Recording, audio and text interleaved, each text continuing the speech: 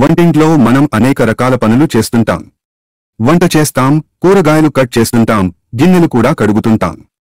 అయితే వంటగదిలో కొన్ని రకాల పనులు చేయకూడదు. మరి అవేంటో తెలుసుకుందాం. వంటగదిని చాలా తేలికగా తీసుకుంటారని, అయితే వాస్తవం ఏమిటంటే వంటగదిలో తప్పులు. ప్రజలు ఏమీ చేయకూడదు.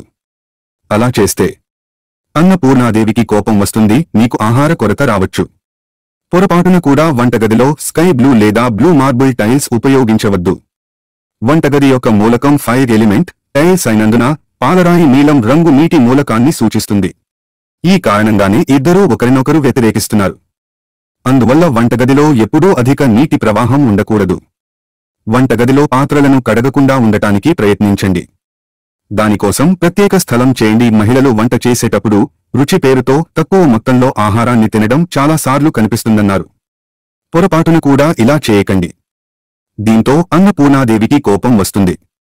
ఇది కాకుండా మహిళలు ఎల్లప్పుడూ స్నానం చేసి శుభ్రత పాటించిన తర్వాత మాత్రమే వంటగదిలోకి ప్రవేశించాలి. మురికి బట్టలు లేదా స్నానం చేయకుండా వంటగదిలోకి ప్రవేశించవద్దు.